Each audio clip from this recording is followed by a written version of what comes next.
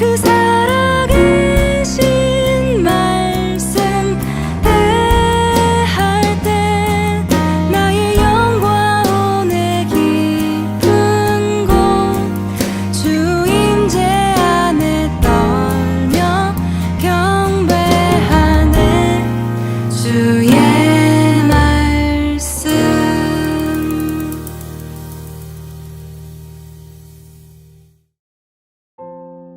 우리가 드로아에서 배로 떠나 사모드라게로 직행하여 이튿날 네아폴리로 가고 거기서 빌립보에 이르니 이는 마게도냐 지방의 첫 성이요 또 로마의 식민지라.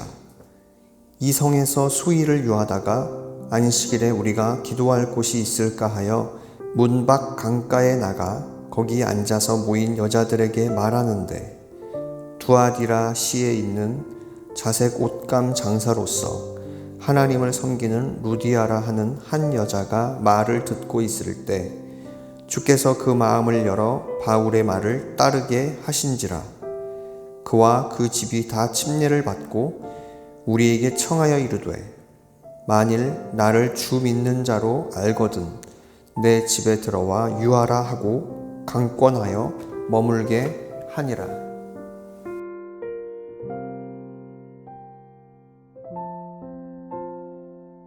할렐루야, 주님 주신 복된 날입니다. 오늘 함께 나눌 말씀은 사도행전 16장입니다. 사도행전 16장은 바울이 실라, 디모데, 누가와 함께 했던 2차 전도 여행 중의 이야기를 담고 있습니다. 16장에서는 먼저 우리에게 익숙한 이름 디모데가 등장합니다. 디모데는 바울과 선교 여행에 동행하게 됩니다.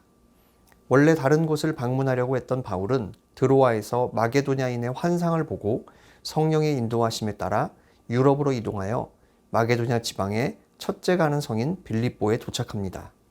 그곳에서 루디아를 만나 사역을 시작했지만 점치는 소녀를 고쳐주었다가 매를 맞고 감옥에 갇힙니다.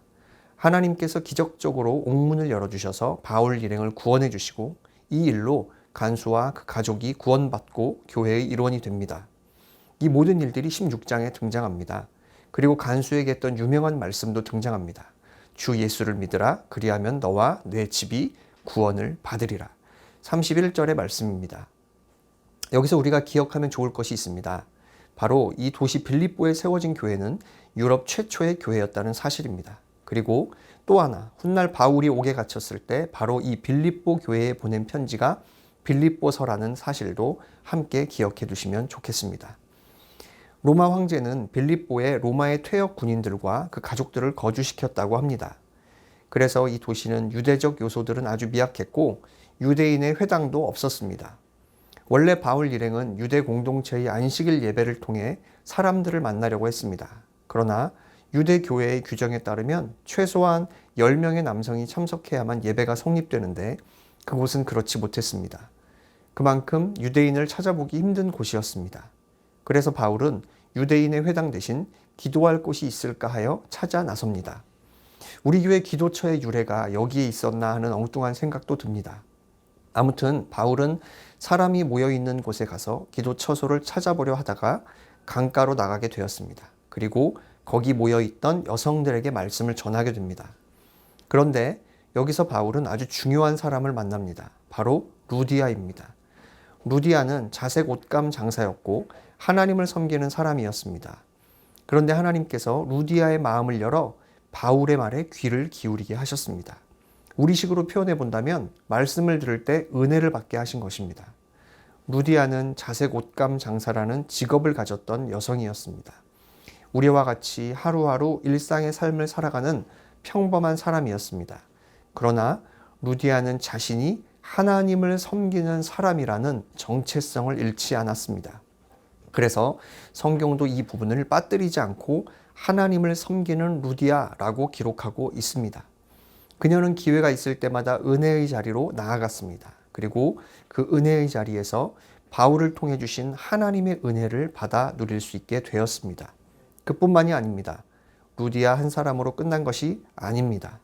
은혜 받은 루디아와 그 온 가족들이 침례를 받고 하나님의 은혜를 누렸습니다. 그리고 더 나아가 하나님께서는 이 루디아 가정을 통해 빌립보 교회를 세우셨습니다. 유럽 최초의 교회가 하나님을 섬기는 정체성을 분명히 가지고 은혜의 자리를 사모하며 말씀을 들었던 한 사람을 통해 시작된 것입니다. 우리 역시 루디아와 같이 각자의 삶의 자리에서 하루하루 살아가고 있습니다. 오늘도 우리는 그렇게 살아갑니다. 그럼에도 우리는 하나님을 섬기는 사람이라는 정체성을 잃지 말아야 합니다. 은혜의 자리로 나아가는 것을 주저해서는 안 됩니다. 나 한 사람으로 인해 뭐가 달라지겠어? 이런 생각은 하지 마시기 바랍니다. 하나님께서는 하나님을 섬기는 루디아 한 사람을 통해 그의 온 가정, 그리고 더 나아가 한 교회가 세워지게 하셨습니다. 우리가 그리스도인이라는 정체성을 가지고 은혜의 자리를 사모하며 나아갈 때 하나님께서는 우리를 통해 일하실 것입니다. 우리가 상상할 수도 없는 놀라운 일들을 이루실 것입니다. 나로 인해 내 가정을 세우실 것입니다. 나로 인해 내가 속한 믿음의 공동체를 세우실 것입니다. 오늘 하나님께서는 하나님의 역사를 함께 이루실 루디아와 같은 사람을 찾고 계십니다. 그 한 사람이 여러분이시기를 축복합니다.